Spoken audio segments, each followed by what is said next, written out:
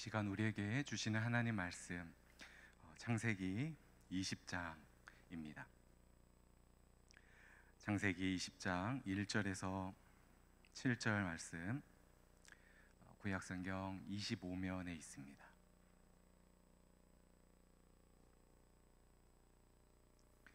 창세기 20장 1절에서 7절, 저와 여러분 한 절씩 교독하겠습니다. 아브라함이 거기서 네게브 땅으로 옮겨가 가데스와 술 사이 그랄에 거류하며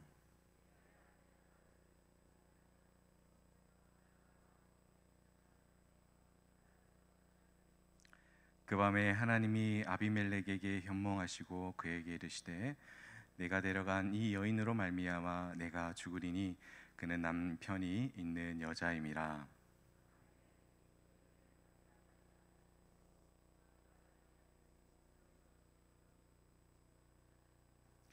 그가 나에게 이는 내 누이라고 하지 아니하였나이까. 그 여인도 그는 내 오라버니라 하였사오니 나는 온전한 마음과 깨끗한 손으로 이렇게 하였나이다.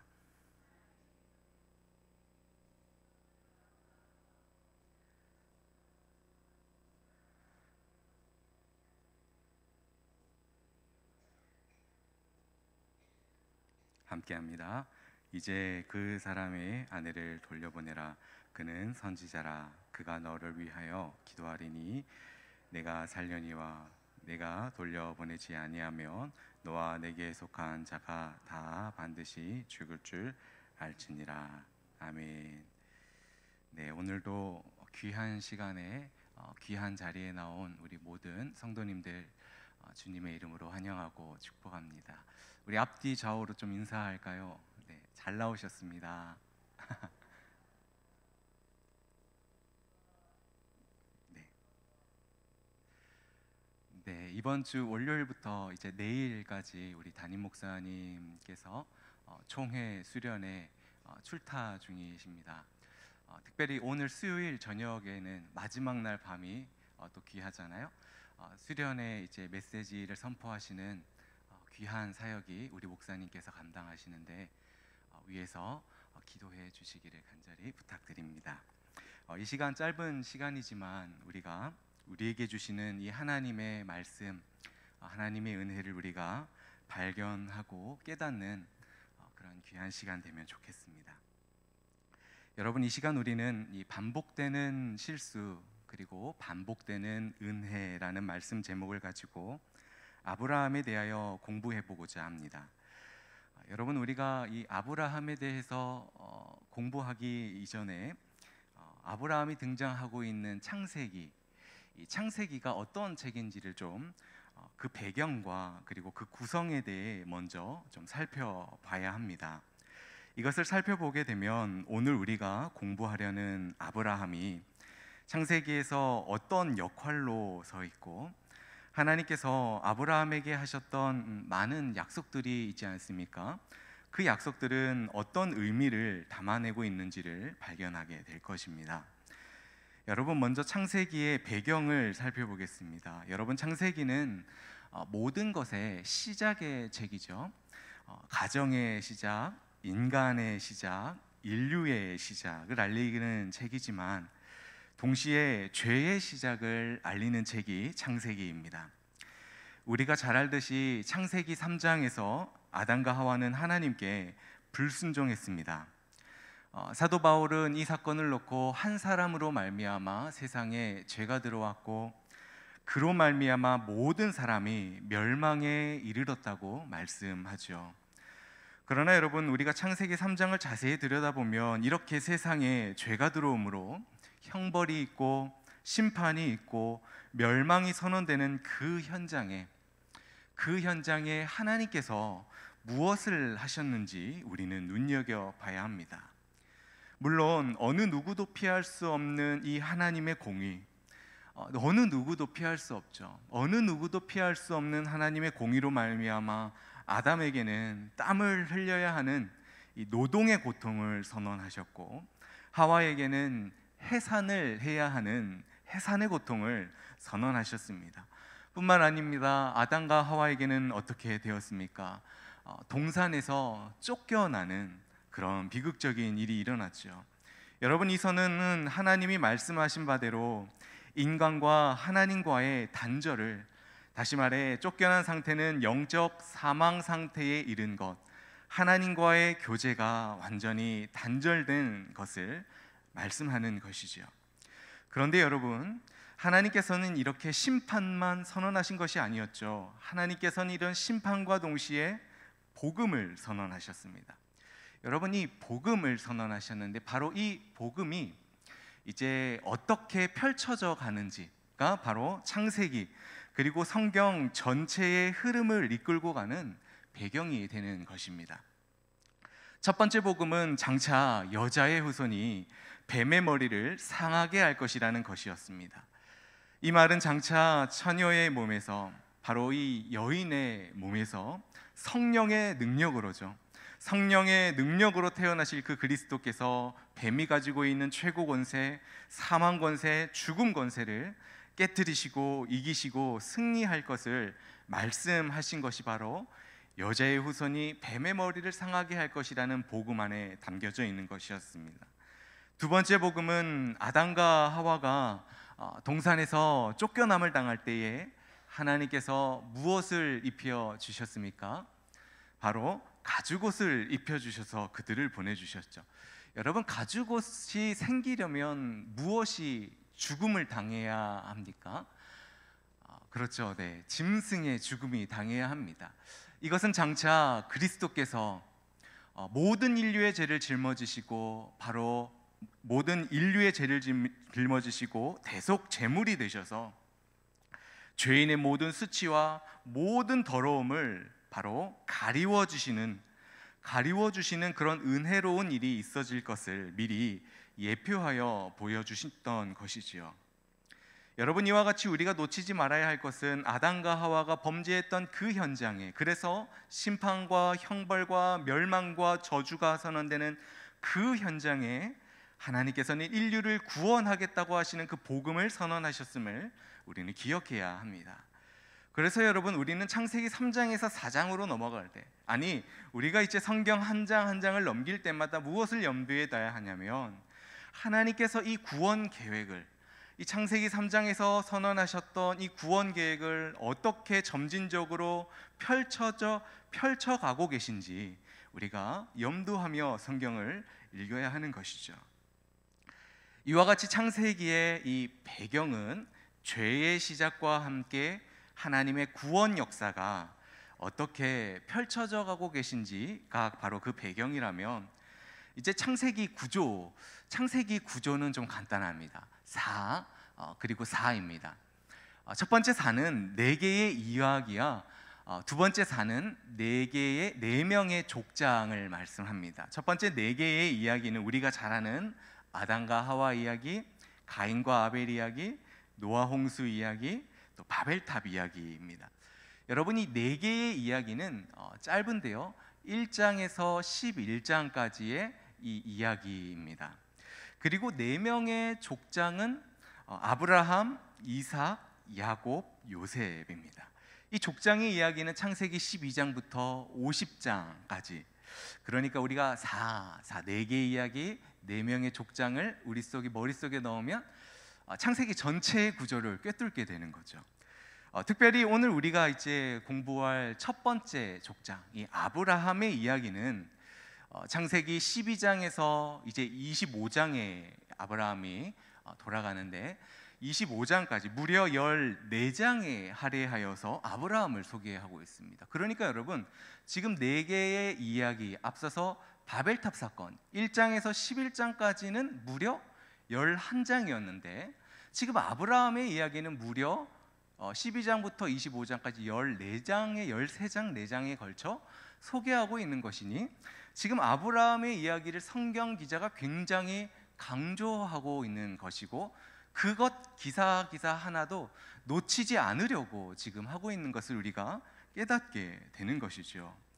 그렇다면 여러분, 이 아브라함은 이렇게 많은 분량이 할애되고 있는 것 보니 지금 중요한 위치인 것은 같은데, 그렇다면 아브라함은 하나님 그 구원 역사에 있어서 어떤 통로로 서 있길래 성경 기자가 이렇게 지금 주목하여 하나하나 그의 발자취를 기록하고 있냐는 것입니다. 그것은 하나님께서 지금 창세기 3장에서 인류에게 선언하셨던 그 복음의 실체가 되시는 그리스도, 천하만민에게 복을 주시겠다고 하셨던 이 약속의 성취가 되시는 그리스도께서 바로 아브라함의 후손으로, 아브라함의 씨로 오실 것이기 때문에 성경 기자는 이 아브라함에 대하여 자세히 기록하고 있는 것입니다. 그러니까 하나님께서는 지금 아브라함이라는 인물을 부르시고 아브라함에게 내가 내 씨로 말미암아 천하 만민이 복을 받겠다 하셨던 이 약속을 반복적으로 계시하여 주심으로 말미암아 인류를 구원하겠다고 하는 이 하나님의 구원 계획이 바로 첫 번째 족장 아브라함을 통하여 점진적으로 구체화되어지고 있는 것을 우리에게 보여주는 것이니, 지금 아브라함의 위치는 하나님 그 구원 역사에 있어서 매우 중요한 위치에 서 있는 것이지요. 그렇다면 여러분, 지금 우리는 이런 아브라함에 대하여서, 이런 중요한 위치에 서 있는 아브라함에 대하여 자연스럽게 어떤 생각과 어떤 기대를 가지게 됩니까? 아마도 그는 조금도 흐트러짐이 없는, 조금도 실수도 없는 사람, 아니 그는 모든 성도의 모범이 되는 그런 사람으로 우리는 기대하게 되고 또 생각하게 되지요. 실제로 우리 신약에 와서 히브리서 기자는 아브라함에 대하여서 한 단어로 설명을 합니다. 뭐라고 소개합니까? 그는 믿음의 조상이다. 그러니까 이 창세기에서 나왔던 아브라함의 모든 지난 결점과 그의 모든 약점과 그의 모든 실수를 그의 믿음의 조상이다라고 함으로 신약의 성경 기자는 모든 결점들을 한 번에 종식시켰던 것이죠. 그러나 이 시간 우리가 확인해 보고자 하는 것은 아브라함이 실제로 조금도 흐트러짐이 없는 믿음의 영웅적인 모습만을 보였는가를 확인해 보고자 하는 것입니다. 여러분, 오늘 우리는 지금 창세기 20장 1절에서 7절까지를 읽었지만 사실은 창세기 20장은 창세기 17장에서부터 시작이 되는 겁니다. 왜냐하면 어떤 면에서 17장에서부터 시작되냐면 이 창세기 17장에서 20장이 바로 아브라함 나이 99세, 즉 1년 사이에 있었던 일이라는 점에서, 그러니까 17장에서 20장은 1년 사이에 있었던 일이라는 점에서 이어지는 말씀이라는 것이죠. 그 전에 여러분, 창세기 17장과 16장, 이것은 한 장이잖아요. 16장과 17장은 한 장 사이에 13년이라는 간격이 있습니다. 이 13년이라는 간격이 왜 생겼냐면 아브라함이 이제 내 몸에서 아들이 날 것이다, 내 몸에서 날 자가 상속자가 될 것이다 라는 이 하나님의 약속과 계획을 신뢰하지 못하고 사라의 여종 하갈을 통하여서 우리가 잘 아는 이스마엘을 낳았기 때문인 거지요. 이때 나이가 16장의 나이가 86세입니다.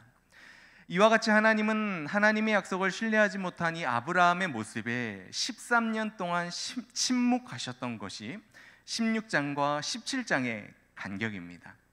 그리고 그 13년의 침묵을 깨시고 하나님이 아브라함에게 다시 나타나시는 것이 창세기 17장 1절 아브라함 나이 99세인 것입니다.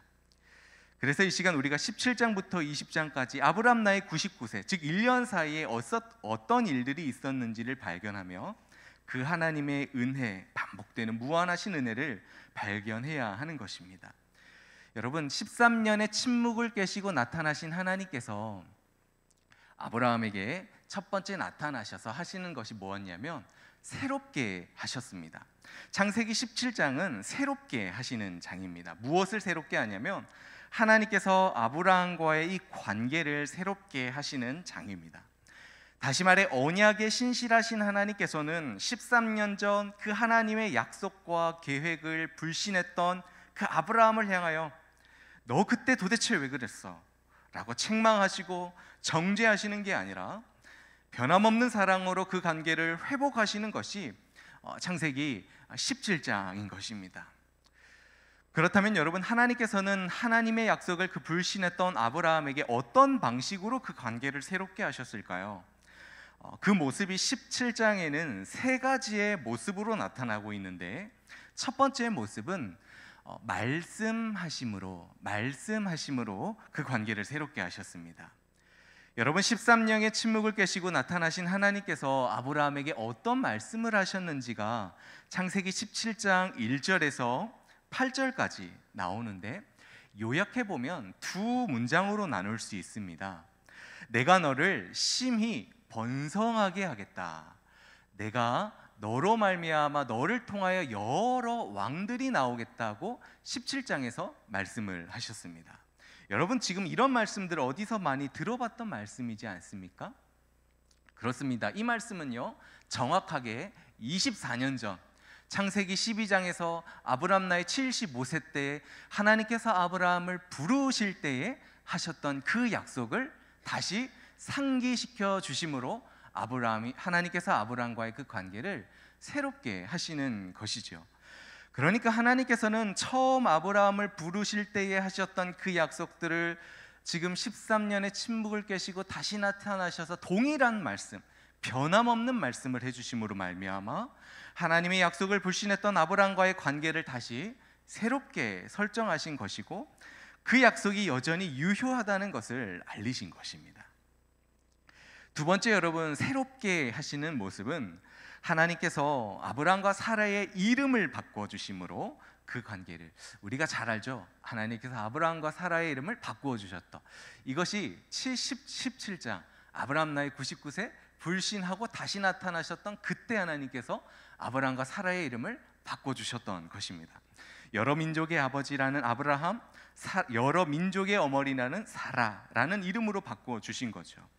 다시 말해 전능하신 하나님께서는 13년 전 그 믿음으로 행동하지 못했던 아브라함의 결점에도 불구하고 하나님께서는 그런 아브라함의 결점, 실수에 영향받지 않으시고, 오히려 하나님께서는 하나님이 약속하셨던 그 언약에 신실하셔서 내 씨로 말미암아 천하 만민이 복을 받을 것이라고 하셨던 그 약속이 반드시 성취될 것이라는 것을 이름을 바꾸어 주심으로 확증해 주고 계셨던 것이죠.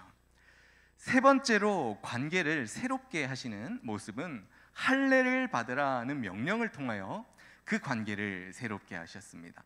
우리 창세기 17장 우리 함께 좀 읽어볼까요? 창세기 17장 10절에서 11절입니다. 17장 10절에서 11절 함께 읽겠습니다. 시작.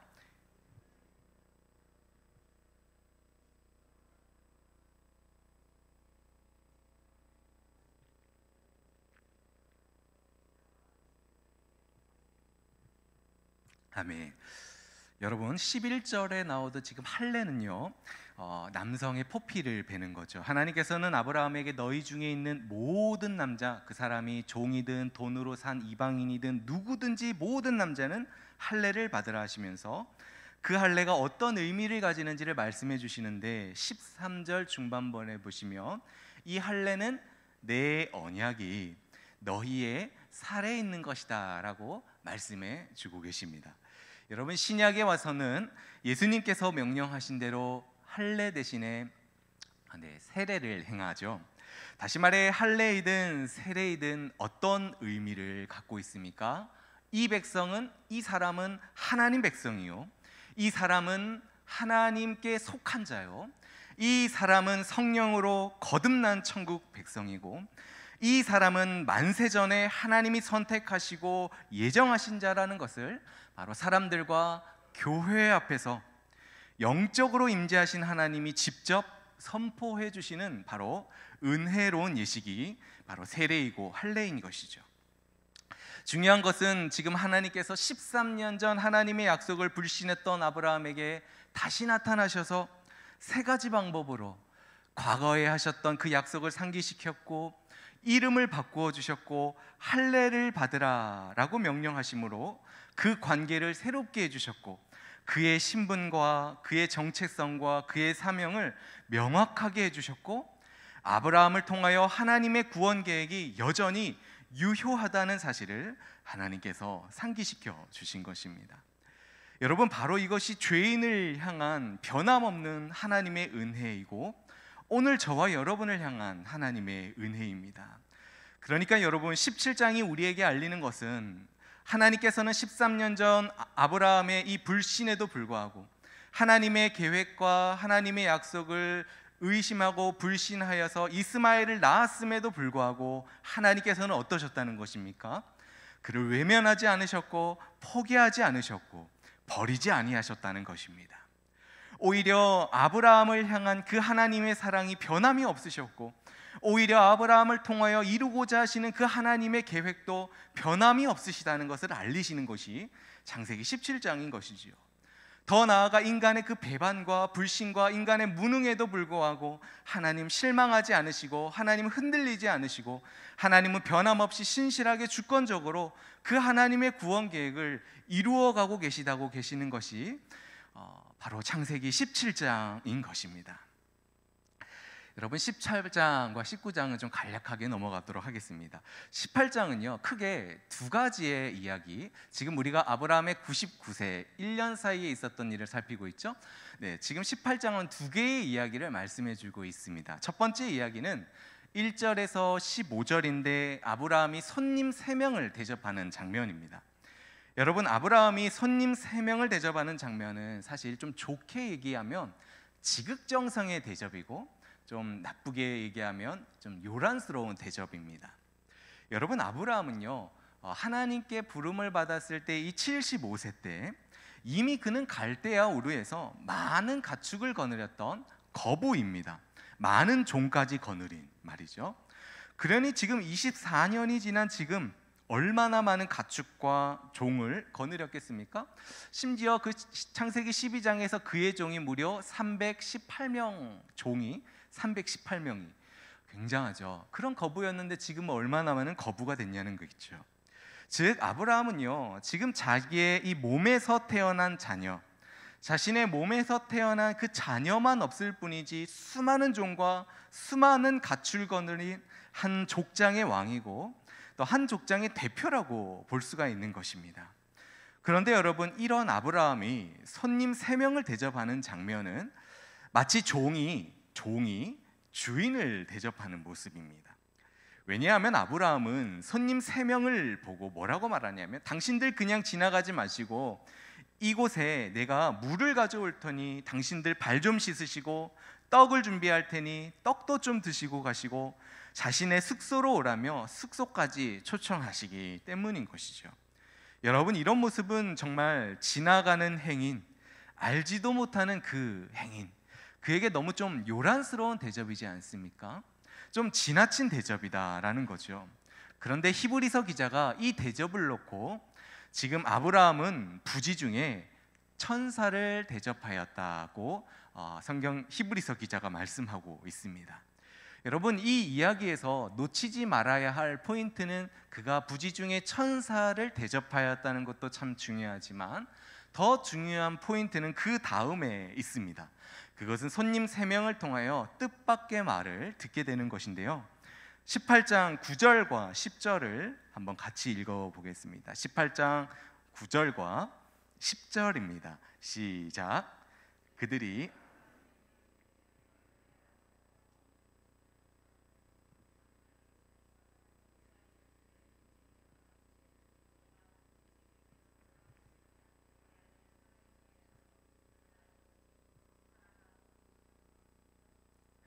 아멘. 여러분, 이 아브라함이 부지 중에 손님 3명을 대접하였다는 것도 참 중요하지만 더 좀 중요한 것은 앞서서 지금 하나님의 약속, 구원 계획, 아들을 주겠다는 약속을 이 부지 중에 대접한 손님 3명을 통하여 확증받았다. 그 시기를 명확하게 알았다. 그러니까 하나님께서 그것을 주겠다고 말씀은 하셨지만 그 시기는 몰랐다면 이 손님 3명을 통하여 그 시기까지 명확하게 알게 되었다는 것이 중요한 포인트입니다. 이것은 이제 잠시 후에 살펴볼 창세기 20장과 좀 깊은 관련이 있기 때문에 그것과 연관해서 말씀드리겠습니다. 여러분, 이와 같이 창세기 18장에서 첫 번째 이야기는 지금 아브라함이 손님 3명을 맞이하였고 그 구원 계획에 대한 구체적인 시기를 들은 것이 포인트라면, 두 번째 이야기는 우리가 잘 아는 소돔의 이야기입니다. 여러분, 소돔의 이야기는 18장에서부터 19장 전체 좀 긴 이야기가 소돔에 대한 이야기인데요, 이 소돔의 이야기의 결론은 우리가 잘 알듯이 하나님께서 음란으로 가득 찬, 동성애와 음란으로 가득 찬 소돔과 고모라를 심판하셨다는 것입니다.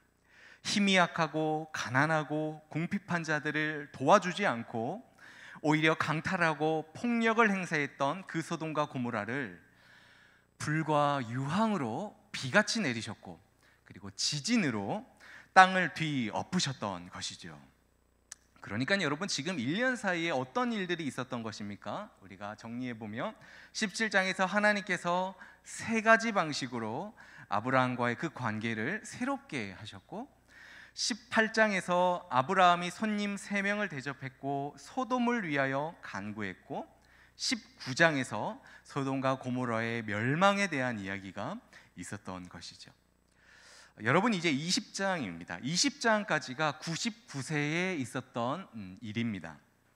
이제 21장을 가면 아브라함 나이가 드디어 100세가 되고 약속하신 아들 이삭, 바로 그 천사가 약속했던 그대로 약속하신 아들을 탄생하는 장면이 21장입니다.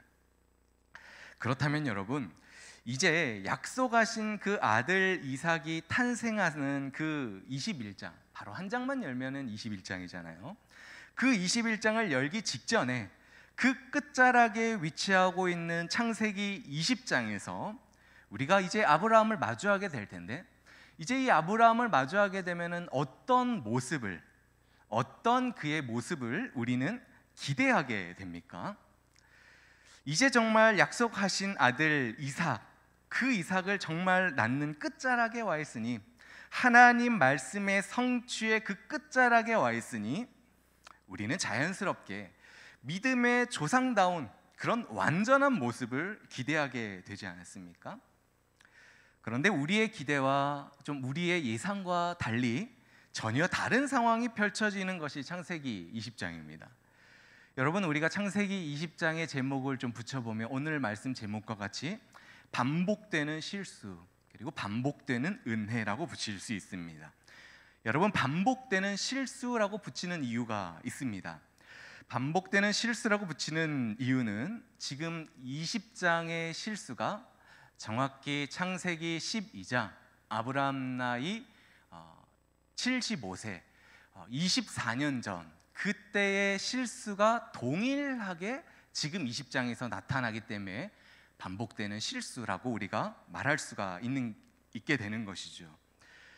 여러분, 24년 전 창세기 12장에서 애굽의 문화를 잘 알았던 아브라함은요, 애굽 사람들이 모르겠습니다. 지금 사레의 나이가 몇 세냐? 65세죠. 아브라함 나이가 12장에서 75세니까 이 애굽 사람들이 자신의 아내의 이 아름다움을 보고 자신의 아내를 빼앗기 위하여 자신을 죽일 줄로 생각했던 거죠.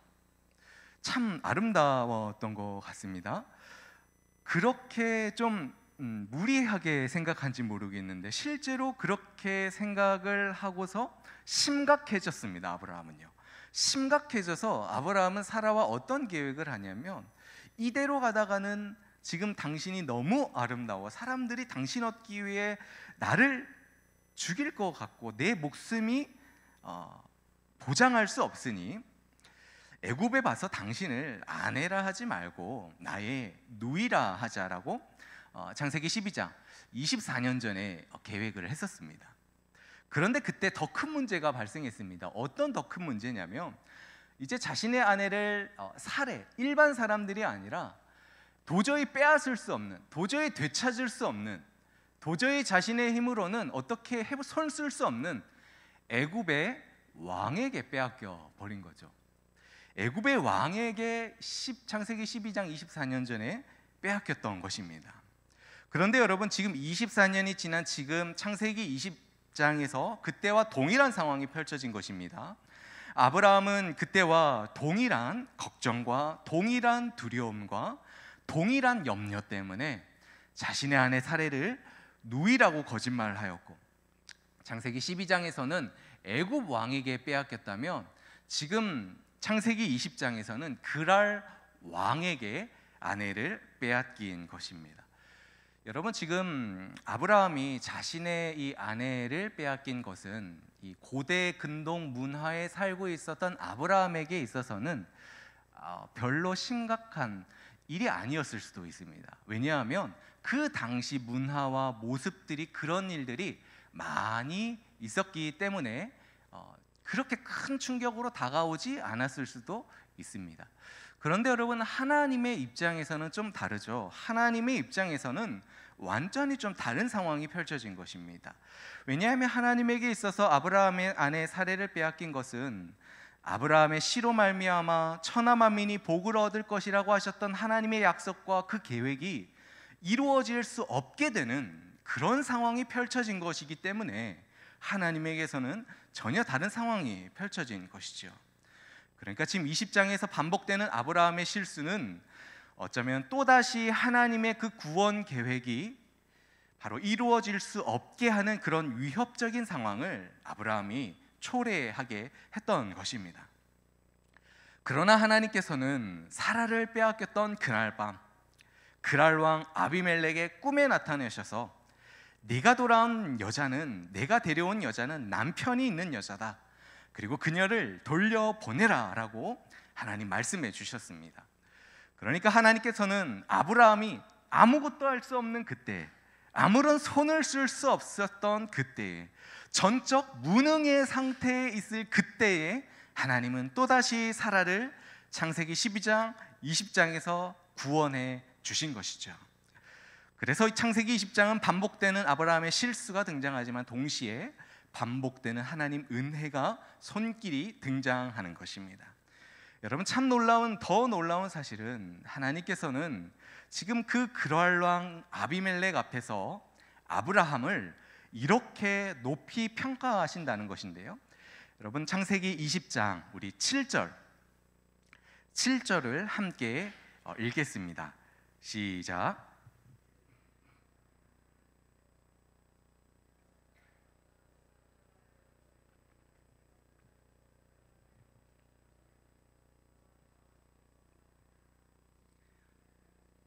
아멘. 여러분, 하나님께서는 하나님의 약속 신뢰하기보다 하나님 약속과는 정 다른 길을 걸어갔던 아브라함, 이 아브라함을 그랄왕 아비멜렉 앞에서 뭐라고 평가합니까? 그는 선지자다. 그가 너를 위해 기도해야 네가 살 수 있다. 실제로 이제 밑에 아래로 내려다보면 20장 17절에서 어떤 일이 있냐, 아브라함이 하나님께 기도하자 하나님께서는 아비멜렉과 그의 아내와 그의 여종들을 그 태를 치료해 주셨다고 말씀해 주고 계시죠. 여러분, 지금 하나님께서 아브라함을 그랄 왕 아비멜렉 앞에서 선지자다, 이 사람은 복의 근원이다 라고 말씀해 주시는 것은 하나님께서 창세기 12장에서 하셨던 그 약속의 성취라고 우리가 볼 수 있습니다.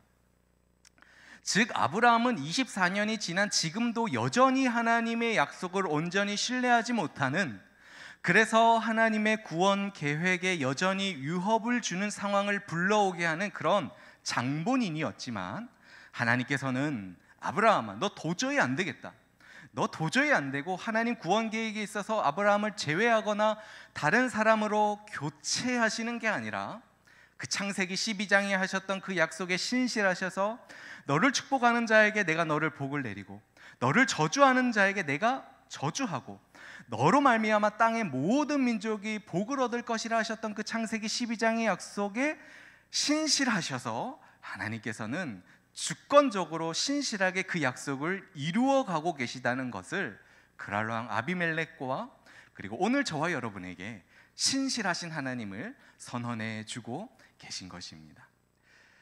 여러분, 오늘 우리는 아브라함을 공부함에 있어서 아브라함은 하나님 구원 역사에 있어서 굉장히 정말 중요한 역사입니다.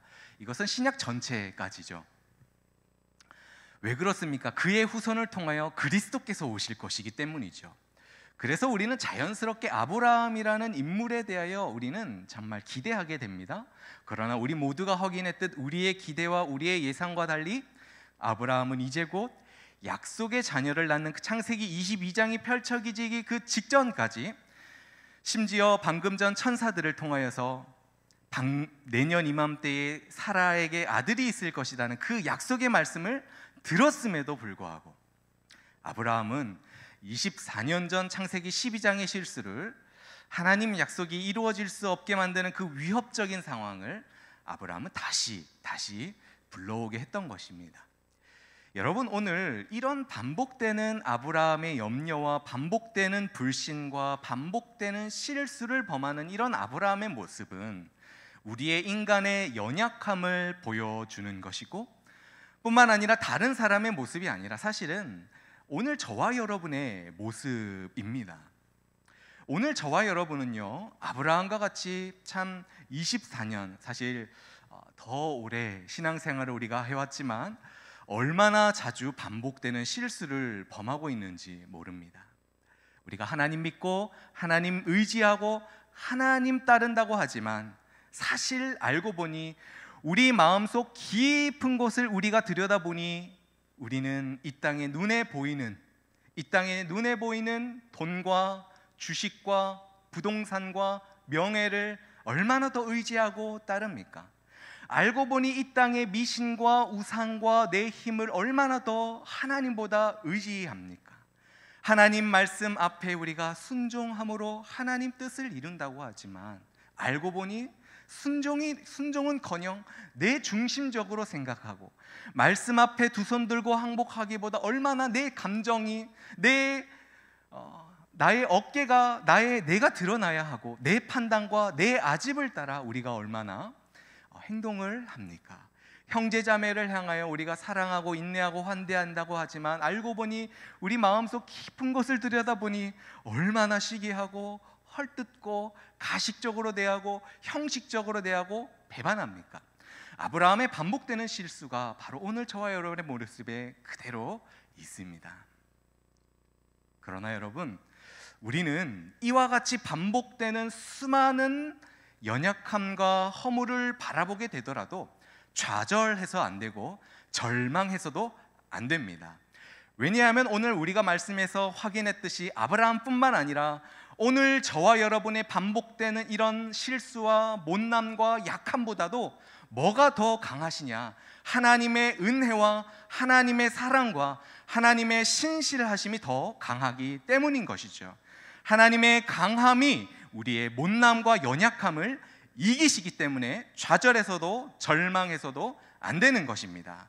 여러분, 하나님의 강함이 우리의 못남을 이기신다는 말이 무슨 말입니까?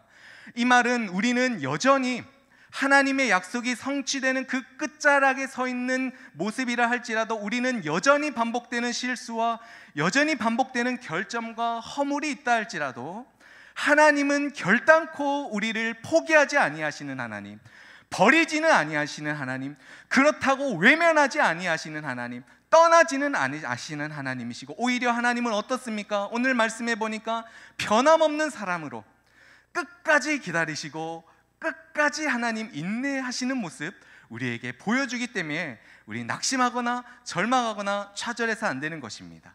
우리 하나님께서는 변함없는 사랑과 끝까지 기다리시고 인내하셔서 어떻게 인도하십니까? 어떻게 빚으십니까?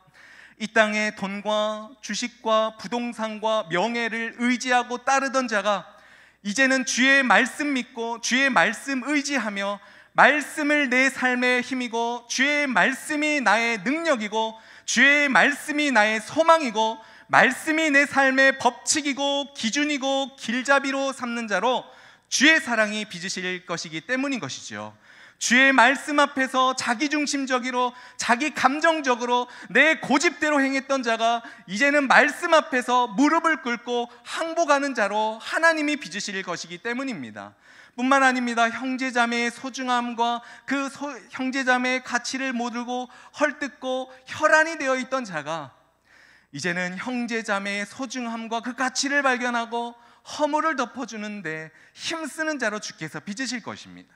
형제자매 늘 시기하고 정죄하고 이간질하고 가식과 형식과 배반으로 대했던 자가 이제는 나의 모든 것을 들여서 사랑하고 용서하고 이해하고 배려하는 그런 주님의 사랑이 나타나는 따뜻한 사람으로 주께서 빚으신다는 것이죠.